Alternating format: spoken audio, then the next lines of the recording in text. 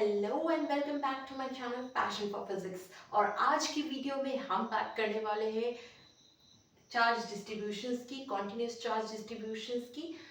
यहाँ पर हम बात इसलिए करेंगे कॉन्टिन्यूस चार्ज डिस्ट्रीब्यूशंस की क्योंकि हमेशा हमारे पास सिर्फ पॉइंट चार्ज नहीं रहते।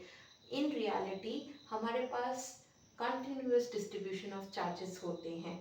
इसलिए हमें जो भी इलेक्ट्रिक फील्ड या फोर्स निकालना होता है वो कंटिन्यूस बॉडीज के लिए निकालना है। That's why it is required that we study this theory of charge distribution.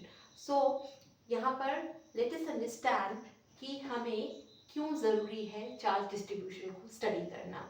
अभी तक हम जितना भी इलेक्ट्रिक फील्ड या फोर्स निकाल रहे थे वो हम सिर्फ पॉइंट चार्जेस के लिए निकाल रहे थे, लेकिन अब हमें एक पॉइंट चार्ज, एक सिंगल पॉइंट चार्ज नहीं मिलेगा या एक सिंगल चार्ज नहीं मिलेगा। हमें बहुत सारे चार्जेस का एक डिस्ट्रीब्यूशन मिलेगा जो कि एक सरफेस पे दिया रहेगा या किसी लाइन पे दिया रहेगा या किसी 3D बॉडी में दिया रहेगा। उस पूरी बॉडी की वजह से हमें इलेक्ट्रिक फील्ड या फोर्स निकालना पड़ेगा। तो उसके लिए हम ये थ्योरी स्टडी करने वाले हैं। लेट अस सपोज कि हमारे पास कोई एक चार्ज ना होकर एक पूरा कलेक्शन ऑफ चार्ज है ऑन दिस बॉडी, ठीक है। Late us say that this is a three dimensional body, तो इसका कुछ वॉल्यूम रहा होगा, ठीक है। सो उस हर एक वॉल्यूम, हर एक पॉइंट पे एक एक चार्ज, कुछ छोटे मोटे चार्जेस रहे हैं इस पूरी बॉडी पे, ठीक है। तो हमें तो सिर्फ अभी तक यही पता है कि एक पर्टिकुलर चार्ज से किसी पर्टिकुलर पॉइंट पे कितना इलेक्ट्रिक फील्ड होगा, कैसे निकालना है। लेकिन सभी चार्जेस को ऐड करके और तब इलेक्ट्रिक फील्ड निकालना हो, तब हम क्या करेंगे? तो उसके लिए हम क्या करेंगे, पहले हम एक छोटा सा चार्ज मान लेते हैं। Let us say this is a region where dq charge is there. छोटा सा रीजन मान लेते हैं जहाँ बहुत ही छोटा सा स्मॉल चार्ज है। dq इसलिए लिख रहे हैं क्योंकि very small charge we are considering. और इस चार्ज की वजह से किसी पॉइंट पे अगर हमको इलेक्ट्रिक फील्ड या फोर्स निकालना है, इलेक्ट्रिक फोर्स निकालना है, लेट अस से कि यहाँ पर एक Q0 टेस्ट चार्ज रखा है और इस Q0 टेस्ट चार्ज पे हम इस स्मॉल dq चार्ज की वजह से निकालना चाहते हैं कूलम्बिक फोर्स। तो यहाँ से यहाँ तक की जो डिस्टेंस है उसको हम देख लेंगे। Late us say that distance is r। तो हम जब फोर्स लिखेंगे, कूलम्ब फोर्स लिखेंगे, तो हमें लिखना होगा k times Q0 this charge multiplied by the charge जो भी हमने कंसिडर किया है, दैट इज dq, ठीक है। स्मॉल चार्ज किया है तो स्मॉल फोर्स लगेगा, ठीक है, डिवाइडेड बाय डिस्टेंस इनके बीच का क्या है, r स्क्वायर, ठीक है। And what will be the direction, r cap, ठीक है। तो ये तो स्मॉल फोर्स लगा ना, छोटे से चार्ज के लिए छोटा सा फोर्स लगेगा। लेकिन अगर इस तरीके के बहुत सारे चार्जेस पूरी बॉडी में है, पूरे वॉल्यूम में है, ठीक है, तो हर एक के लिए इतना इतना ऐड करना पड़ेगा तब जाके हमको टोटल फोर्स मिलेगा। तो एडिशन के लिए हम क्या कर देते हैं, इंटीग्रेशन कर देते हैं ओवर द होल बॉडी। तो F इज इक्वल टू कितना हो जाएगा, K टाइम्स Q0, ये तो कांस्टेंट चीज है, बाहर आ जाएगी। R स्क्वायर भी कांस्टेंट चीज है, बाहर आ जाएगा। अंदर में बच जाएगा dq। तो dq का जो इंटीग्रेशन होगा फॉर द होल वॉल्यूम 0 से q चार्ज तक, तो ये जो इंटीग्रेशन होता है तो हमें जो स्मॉल चार्ज dq है ये निकालना पड़ता है। अगर बॉडी वन डायमेंशनल है तो हमें लाइन चार्ज डिस्ट्रीब्यूशन देखना पड़ेगा। अगर बॉडी टू डायमेंशनल है तो हमें सरफेस चार्ज डिस्ट्रीब्यूशन देखना पड़ेगा। अगर बॉडी थ्री डायमेंशनल है तो हमें वॉल्यूम चार्ज डिस्ट्रीब्यूशन देखना पड़ेगा। तो अगर जैसे कि ये 3D बॉडी है, ठीक है, तो 3D बॉडी के लिए अगर हम कह रहे हैं कि density is equal to total charge on the body divided by volume of the body, ठीक है, ये हम पढ़ते हैं जैसे मास डेंसिटी पढ़ते हैं, density is equal to mass upon volume. वैसे ही 3D बॉडी के लिए, 3D चार्ज बॉडी के लिए volume charge density will be equal to charge divided by volume. जैसे mass upon volume mass density होता है, वैसे charge upon volume charge density कहलाएगा। तो जब हम ऐसा करेंगे तो यानी V वॉल्यूम में कितना चार्ज है, Q चार्ज है। तो अगर हमको dq चार्ज देखना है कितना, कितने वॉल्यूम में स्प्रेड आउट है, तो उसके लिए देखिए dq चार्ज के लिए हमें dv वॉल्यूम देखना पड़ेगा, ठीक है, स्मॉल चार्ज के लिए स्मॉल। पर उसका मास डेंसिटी तो चार्ज डेंसिटी तो सब जगह सेम है, ठीक है, इसलिए रो तो वही रहेगा। लेकिन अगर स्मॉल चार्ज के लिए हमें यही डेंसिटी लिखनी है तो हम इस तरीके से लिखेंगे। और यहाँ से अगर हम देखें तो d q will be equal to, अगर इसको स्मॉल क्यू कंसिडर कर रहे हैं तो ये टोटल चार्ज हो गया कैपिटल क्यू, और यहाँ पर आ जाएगा उसका स्मॉल क्यू, ठीक है। तो स्मॉल क्यू तो स्मॉल चार्ज के लिए और कैपिटल क्यू टोटल चार्ज के लिए। तो जब हमें स्मॉल चार्ज देखना है तो ये हो जाएगा रो इंटू डी वी। तो जब भी हमें चार्ज डिस्ट्रीब्यूशन के टर्म्स में फोर्स निकालना होगा तो हम ये डी क्यू की वैल्यू यहाँ पुट कर देंगे और हमें फोर्स मिल जाएगा in the terms of charge distribution, ठीक है। तो इस तरीके से हमें पता चल जाएगा कि टोटल फोर्स क्या है।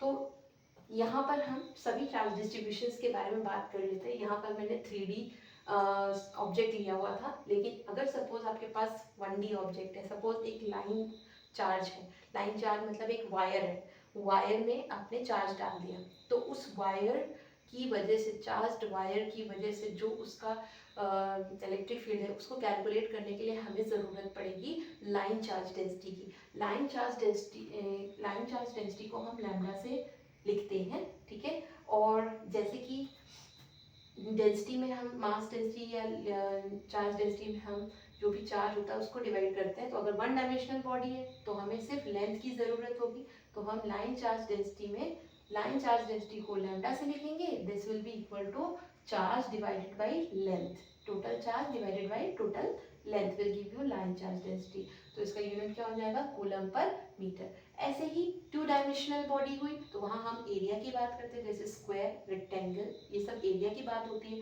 तो टू डायमेंशनल बॉडी के लिए हम सरफेस चार्ज डिस्ट्रीब्यूशन का इस्तेमाल करेंगे। ये होती है surface charge density. Surface charge density will be equal to total charge divided by total surface area, s is for surface area. अगर स्क्वायर है तो ए स्क्वायर हो जाएगा, ठीक है। ऐसे रेक्टेंगल है तो ए इंटू बी हो जाएगा। और ये हो गया इसका unit coulomb. Coulomb is the unit of charge and metre square is the unit of surface area, ठीक है। ऐसे ही हम वॉल्यूम चार्ज डेंसिटी की बात करेंगे जो अभी हमने की थी। Volume charge density will be equal to total charge upon total volume. This will be giving you the volume charge density and the unit will be coulomb per metre cube. So these are the three types of charge distribution which we will be getting depending on the body, one dimensional, two dimensional और three dimensional. हम क्यों कर रहे हैं ऐसा? इसलिए कर रहे हैं क्योंकि अगर हमें एक वन डायमेंशनल बॉडी है, टू डायमेंशनल बॉडी मिल जाती है जो कि चार्ज है, उस पूरे बॉडी की वजह से अगर हमको टोटल फोर्स निकालना है किसी पर्टिकुलर पॉइंट पे तो वो हम इनकी हेल्प से निकालेंगे, ठीक है। So now let's have a look on the formulas for electric field for different shapes और charge distributions. So let's start. तो अभी तक हमने जो डिस्ट्रीब्यूशन पढ़ा था वो सिर्फ एक पॉइंट चार्ज के लिए पढ़ा था, तो उसको हम ग्राफिकली और उसका फॉर्मूला भी देखेंगे एंड साइमल्टेनियसली हम अदर बॉडीज के लिए भी फॉर्मूलाज लिखेंगे। तो सबसे पहले हम डिस्कस कर रहे हैं for a point charge which is represented like this, the electric field line will be going radially outwards, radius के along बाहर की तरफ निकलेगा for a positive charge and negative charge के लिए towards the charge. तो इसका जो फॉर्मूला होगा, फॉर्मूला ऑफ इलेक्ट्रिक फील्ड, ठीक है, formula of electric field that will be given by K times Q, if this is the charge of magnitude Q and we need to find the electric field at a particular point, suppose R. तो इस particular point पे हमको electric field चाहिए तो it will be away, right? So what is the electric field at point P which is at a distance R? This is KQ by R square, and what is the direction? This is R cap. As I already said, since it is inversely proportional to the distance, so what will happen if we want to draw the diagram for electric field and the distance from the charge, then it will be given by this graph. It says that as we are increasing the distance from the charge, then the electric field will also get reduced. So this was the study for the electric field of a point charge. Now we come to the electric field due to a line charge. Let's learn the formula for that. तो for the line charge, suppose मैंने wire का example आपको दिया, एक wire लिया, wire में हमने क्या कर दिया, चार्ज दे दिया, ठीक है। Late us say this is a wire, इस पे हमने चार्ज दे दिया, पॉजिटिव चार्ज। तो वायर के दोनों तरफ किसी भी पॉइंट पे अगर हमको इलेक्ट्रिक फील्ड निकालनी है, सपोज वायर से r डिस्टेंस पे हमको इलेक्ट्रिक फील्ड निकालनी है इस पॉइंट पे, बिकॉज ऑफ दिस, इस पूरे वायर में टोटल चार्ज कितना है q, और इस पूरे वायर की जो लेंथ है वो कितनी है l, सपोज, ठीक है। तो इस पूरे वायर का जो लैम्डा हो जाएगा वो कितना हो जाएगा, total charge divided by l, ठीक है। ये हो जाएगा linear charge distribution for this wire. तो इस पूरे वायर की वजह से, चार्ज वायर की वजह से इस पॉइंट पे जो टोटल इलेक्ट्रिक फील्ड आई है, हर एक कंपोनेंट को ऐड किया, हर एक कंपोनेंट की वजह से इलेक्ट्रिक फील्ड यहाँ पर मिलेगी और उसको ऐड कर लेंगे, तो वो जो डायरेक्शन होगी इलेक्ट्रिक फील्ड की, it will be towards this direction, and the value for the electric field will be equal to lambda by 2 pi epsilon naught r into r cap। तो आप देख सकते हैं कि यहाँ पे इलेक्ट्रिक फील्ड r के inversely proportional, electric field is inversely proportional to r, ठीक है, नॉट स्क्वायर r, ठीक है। सो इन दिस केस आपका इलेक्ट्रिक फील्ड फिर भी यहाँ पर वेरिएशन तो होगा लेकिन उससे कम होगा, तो थोड़ा सा बेंडिंग कम होगा, पर नीचे की तरफ ही ग्राफ जाएगा। As we are moving away from this charge density, then we will get weak electric field at larger distance and strong electric field nearby the line charge. This is the formula for the electric field due to a line charge. You need to remember this formula. Other way of writing it, if you want to write it in terms of k, then I can do one thing, that I will multiply numerator and denominator by 2. So it will become 2 lambda upon 4 pi epsilon naught into r cap. So we know that 1 by 4 pi epsilon naught, that can be written as k. So I can write 2k lambda by r cap. This is another formula, way of representing the formula for line charge. Okay, so this is the formula for line charge. Now we will discuss one question which is there in your NCERT, which is related to this formula. So let's do that. The question says, it is question number 1.23 from NCERT. Okay, 1.23. The question says, an infinitely line charge produces a field of 9 into 10 to the power of 4 Newton per coulomb at a distance 9 into 10 to the power 2 centimeter. Calculate linear charge density, ठीक है। तो straight away question है, आपसे पूछ रहा है linear charge density. Linear charge density पूछ रहा है, आप समझ जाइए कि आपसे लैम्डा पूछा जा रहा है, ठीक है। तो क्या क्या दिया हुआ है, एक इनफाइनाइटली लाइन चार्ज है और उसमें आपका चार्ज कितना है total, 9 into 10 to the power of 4 newton per coulomb. This is not the charge, actually newton per coulomb दिया हुआ है, इसका मतलब ये इलेक्ट्रिक फील्ड दिया हुआ है, ठीक है। तो न्यूटन पर कूलम किसकी यूनिट होती है, इलेक्ट्रिक फील्ड की होती है। तो electric field is given to you as 9 into 10 to the power of 4 newton per coulomb. And what is the distance, this is 2 centimeter, so r is given to you as 2 centimeter. You need to remember to convert it into meter, so it will become 0.02 meter, ठीक है। so this will be the distance. Now E is given to you, R is given to you, you need to find lambda.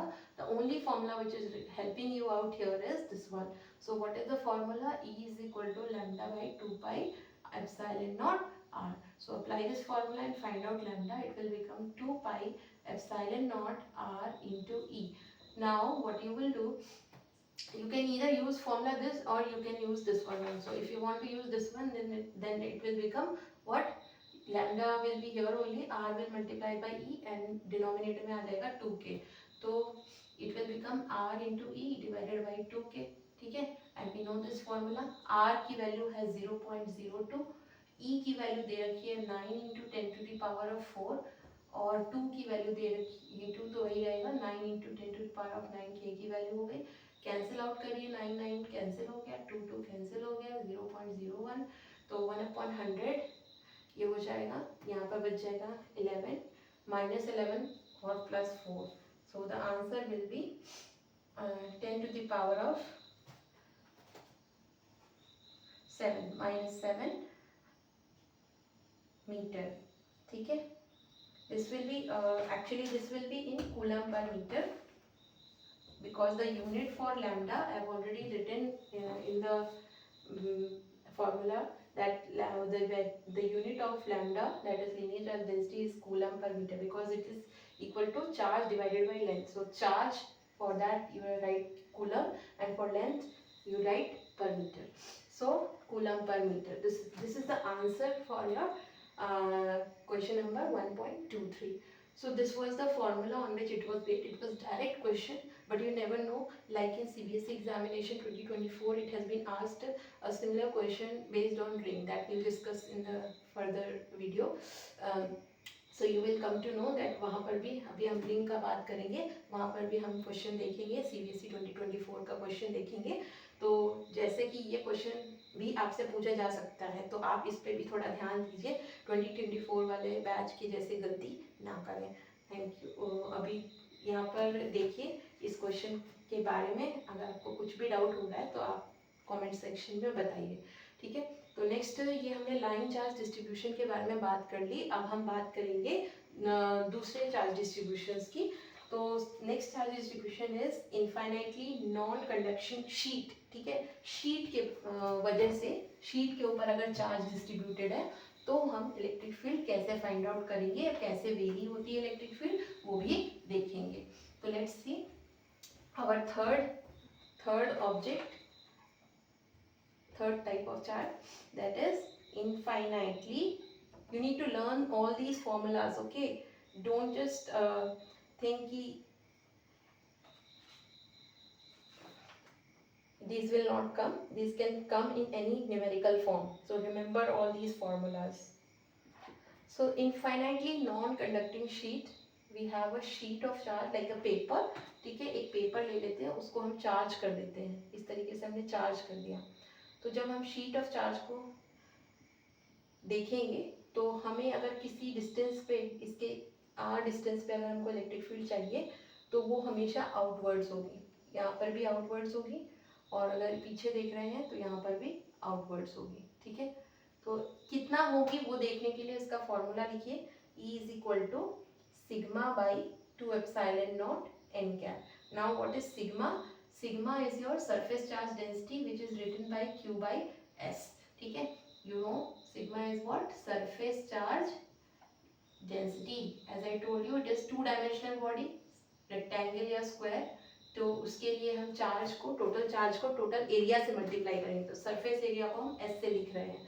ठीक है, तो ये है sigma की value, लेकिन हमारा फॉर्मूला क्या है, ये है। ठीक है, यहाँ पर n कैप क्या है? n cap is the area vector, और we can say it is the vector which is coming out from the sheet normally. जैसे कि मान लीजिए कि ये कोई शीट है, इस शीट से ऐसे निकल रही है इलेक्ट्रिक फील्ड। ठीक है, तो this is the direction of perpendicular to this sheet, this is the direction of n cap. Okay, so that's why I have written n cap over here. But one important thing is here, MCQ में पूछा जा सकता है कि ये जो sheet है इसकी वजह से जो इलेक्ट्रिक फील्ड मिल रही है, ये इलेक्ट्रिक फील्ड कभी भी आपका डिस्टेंस के ऊपर डिपेंड नहीं कर रही है। यहाँ पे सब जगह इलेक्ट्रिक फील्ड क्या है? कांस्टेंट है। इस चीज को याद रखिए, that electric field due to a sheet of charge does not depend on the distance. ठीक है, सो जब अगर हम ग्राफ बनाते हैं इलेक्ट्रिक फील्ड और डिस्टेंस का for this sheet of charge, so it will be a constant with the value of sigma by 2ε0. So remember this thing, it only depends on the surface charge density and nothing else. Okay, so distance के साथ इसका कोई लेना देना नहीं है, तो this is only case, ये पूछा जाता है कभी कभी MCQ में, तो प्लीज इसको याद रखिए। So this was about the electric field formula for a sheet of charge. Now we will come to another shape, that is uniformly charged ring. ठीक है, रिंग के लिए यहाँ से अब क्वेश्चन आया है 2024 CBSE एग्जामिनेशंस में। ठीक है, so let's see carefully, uniformly charged ring, ये सभी फॉर्मूलेस का प्रॉपर डेरिवेशन होता है कूलम्स लॉ की हेल्प से, but we are not doing that because it is not included in the syllabus, so we must learn the formulas because formulas से आपके numericals आते हैं, जैसे कि इस बार आया था। ठीक है, लेट्स सी, तो एक चार्ज रिंग ले सकते हैं हम, रिंग ले लेते हैं, रिंग के सिर्फ सर्कमफ्रेंस पे ही मेटल होगा या कुछ भी होगा और वहीं पर चार्ज होगा, अंदर में तो खाली है, कुछ भी नहीं है। ठीक है, तो ये हमने रिंग ले ली और रिंग का ये सेंटर ले लिया, इस रिंग का जो रेडियस है इसको r ले लेते हैं। तो सेंटर से मान लीजिए हमको x डिस्टेंस पे पता करना है कि कितना इलेक्ट्रिक फील्ड होगा, इस पॉइंट पे हमको पता करना है कि कितना इलेक्ट्रिक फील्ड होगा। तो जो भी इलेक्ट्रिक फील्ड होगा वो हमेशा आउटवर्ड्स होगा। ठीक है, और इस इलेक्ट्रिक फील्ड की जो वैल्यू होगी वो कितनी होगी, k times charge on the ring, let us say the charge on the ring is total charges q multiplied by x, that is जहां पर भी हमको फाइंड आउट करना है इस डिस्टेंस पे डिपेंड कर रही है, divided by r square plus x square to the power of 3/2। This is the general formula for finding the electric field due to a charge ring at any point at any distance x। ठीक है, तो ये है, और यहाँ पर जो हम इसका अगर हम रेडियली आउटवर्ड ले रहे हैं तो ये इलेक्ट्रिक फील्ड इस डायरेक्शन में पॉइंट आउट हो रही है, तो डायरेक्शन हम ऑलरेडी दिखा चुके हैं। ठीक है, तो आप देख सकते हैं यहाँ पर ये फॉर्मूला हमने लिख दिया, ये फॉर्मूला जनरल फॉर्मूला है फॉर दी चार्ज रिंग। ठीक है, अब अगर आपसे पूछा जाता है कि what is the electric field at centre, तो एट सेंटर ये पूछा गया क्वेश्चन है, at centre what will happen, x की वैल्यू क्या हो जाएगी, 0, क्योंकि हम यहाँ पे बात कर रहे थे, अगर हम यहाँ बात करेंगे x कम हो जाएगा, और बात इधर करेंगे तो x और कम हो जाएगा, लेकिन अगर सेंटर पे आएंगे तो x की वैल्यू क्या हो गई, 0 हो गई। तो x इक्वल टू 0 जब हो जाएगा तो इस फॉर्मूले में अगर x 0 रखेंगे, सब चीज से मल्टीप्लाई होगा तो क्या हो जाएगा, 0 हो जाएगा। Therefore electric field will be 0 at centre of the charged ring. ठीक है, इसका जो ग्राफ आता है विथ डिस्टेंस वेरिएशन, आप इस ग्राफ को अगर आप ध्यान से देखें तो यहाँ सेंटर पे तो हमें क्या मिल रहा है, 0 इलेक्ट्रिक फील्ड मिल रहा है, लेकिन हम जैसे सेंटर से आगे जाते हैं तो इलेक्ट्रिक फील्ड पहले बढ़ती है, मैक्सिमम होती है, और फिर इस तरीके से डिक्रीज करती है, ऐसे ही यहाँ पर भी आगे जाएगी और फिर डिक्रीज करेगी। ठीक है, तो मैक्सिमम भी होती है एक पर्टिकुलर जगह पे और उसके बाद फिर डिक्रीज करने लगती है, इस तरीके से ये वेरी करता है ग्राफ, लेकिन सेंटर पे इलेक्ट्रिक फील्ड क्या है, 0 है। ठीक है, इसके अलावा और देख लेते हैं फॉर्मूला, जनरल फॉर्मूला देख लेते हैं for electric field at ring centre. ठीक है, तो इसके लिए एक जनरल फॉर्मूला भी आता है, आप वो फॉर्मूला नोट डाउन कर सकते हैं, आप यहाँ से भी देख सकते थे, यहाँ से भी दूसरा मेथड है देखने का। तो इसका फॉर्मूला आता है lambda by 2 pi epsilon not r। आप देख सकते हैं ये क्वेश्चन वैसा ही है जैसा कि हम लोग, ये फॉर्मूला वही था जो हमने लाइन चार्ज के लिए लिया था। ठीक है, लाइन चार्ज के लिए था वही था, बस यहाँ पर क्या आ जाएगा, sine of theta by 2, theta क्या है, एंगल है। ठीक है, अगर कंप्लीट रिंग है, फुल रिंग है, ठीक है, तो फुल रिंग के लिए जो थीटा की वैल्यू हो जाएगी वो 2 पाई हो जाएगी and ultimately electric field will become 0। ठीक है, यहाँ पुट करने से इलेक्ट्रिक फील्ड क्या मिल जाएगा, 0। लेकिन अगर सेमी सर्कल है, सेमी सर्कुलर रिंग है, तो उसकी वजह से थीटा कितना हो जाएगा, पाई, सेमी मतलब आधा, आधे की वजह से सेंटर पे देखेंगे तो इलेक्ट्रिक फील्ड कितना हो जाएगा, पाई बाई 2, पाई बाई 2 की वैल्यू 1, तो lambda by 2 pi epsilon not r। ये पूछा जा सकता है एमसीक्यू में, तो प्लीज ध्यान दीजिए। और फिर सेमी सर्कुलर रिंग के बाद हम क्वार्टर रिंग, मतलब एक चौथाई, जैसे ये वाला पोर्शन, सिर्फ इतना पोर्शन की वजह से यहाँ पर अगर देखना है तो उसको हम बोलते हैं क्वार्टर रिंग। तो क्वार्टर रिंग की वजह से थीटा की वैल्यू हो जाएगी पाई बाई 2, तो ई की वैल्यू हो जाएगी lambda by 2√2 pi epsilon not r। So this will be the values. तो आपको ये फॉर्मूला याद करना है प्लस ये फॉर्मूला याद करना है, ताकि आप ये फॉर्मूला और ये फॉर्मूला, दोनों फॉर्मूला आपके लिए इंपॉर्टेंट है, आप दोनों याद कर लीजिए सो दैट आप कोई भी एमसीक्यू वाले क्वेश्चंस गड़बड़ ना करें। ठीक है, so this was the theory of uniformly charged ring. Now we come to that question जहाँ पर सीबीएसई ने क्वेश्चन पूछा था 2024 बोर्ड एग्जामिनेशंस में। So for this, let us now write the question. So now the question is, see the language of the question first. ठीक है, directly नहीं पूछा है, घुमा के पूछा है, तो प्लीज लैंग्वेज पे ध्यान दीजिए। A thin plastic rod is bent into a circular ring of radius r. It is uniformly charged with charge density lambda. The magnitude of the electric field at its center is given by, there are 4 options. I am writing the options also so that you don't get confused anywhere. And last option was lambda by 4 epsilon naught r. So let's read the question. A thin plastic rod, एक plastic की rod है, उसको हमने bend किया है into the shape of a ring of radius r. तो हमने basically ring की बात कर ली है. It is uniformly charge with density lambda, तो उसका जो चार्ज डेंसिटी है वो लैम्डा है. The magnitude of the electric field at its centre, basically हम क्या बात कर रहे हैं, रिंग के इलेक्ट्रिक फील्ड की, कहाँ पे, सेंटर पे. तो अभी हमने डिस्कस किया, for the ring the electric field at the center is 0, so answer will be 0. This is your question which came in the year 2024. okay, so I hope अब आपको थोड़ा सा रियलाइज हो रहा होगा कितना इंपॉर्टेंट है फॉर्मूला याद करना. so आगे और कुछ फॉर्मूलेज हैं, 2-3 फॉर्मूलेज, उसको भी हम देख लेते हैं for different shapes. so let's do the next formula. this is for infinitely large conducting sheet.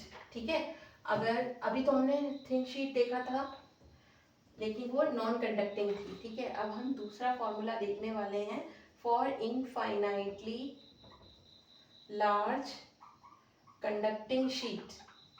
ठीक है, ये कंडक्टिंग शीट है, पहले हम नॉन कंडक्टिंग शीट देख रहे थे. ठीक है, या प्लेट भी देख सकते हैं इसको. ठीक है, तो इस तरीके से एक हमारे पास कंडक्टिंग शीट है, इसमें से बाहर इलेक्ट्रिक फील्ड निकलेगा और कितना होगा, it will be sigma by epsilon not an cap. ठीक है, तो ये भी कांस्टेंट है, डिस्टेंस पे डिपेंड नहीं कर रहा, जस्ट लाइक हमने पहले वाले में देखा था वैसे ही ये वैल्यू, ये ग्राफ रहेगा.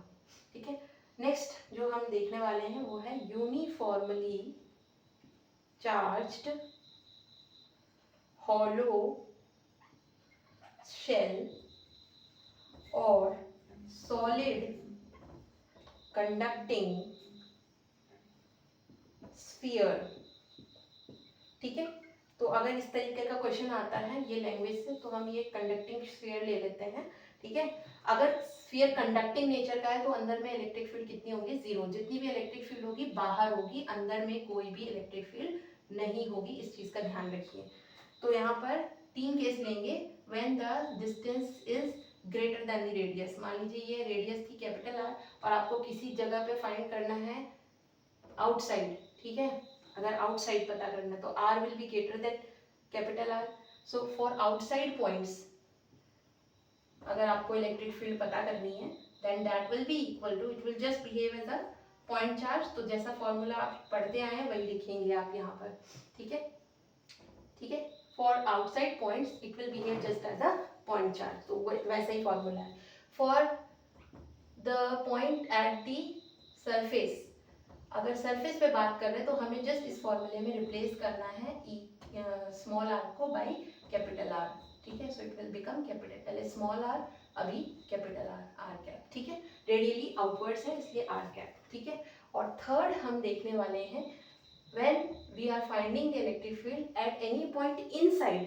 अभी जैसे हमने पॉइंट को बाहर लिया है ना, अभी हम अंदर बात करेंगे. तो लेट अस से कि कोई अंदर में एक पॉइंट है, यहाँ पर हम पता करना चाहते हैं इलेक्ट्रिक फील्ड. तो अंदर में मैंने बोला कोई भी कंडक्टिंग बॉडी होगी तो इलेक्ट्रिक फील्ड 0 रहेगी, ये बात याद रखिएगा. तो अंदर के लिए इलेक्ट्रिक फील्ड विल बी 0, इस चीज को याद रखिए, इम्पोर्टेंट. ठीक है, for a conducting sphere, important, that is conducting sphere के लिए electric field inside the body will be 0. लेकिन अब हम नेक्स्ट लास्ट टॉपिक पे बात कर रहे हैं, that is for a non conducting sphere. अगर कंडक्टिंग नहीं होता, नॉन कंडक्टिंग होता तो क्या करते, तो मैं इसी में चेंजेस कर दे रही हूँ। अगर बॉडी हॉलो शेल या सॉलिड नॉन कंडक्टिंग स्फीयर है,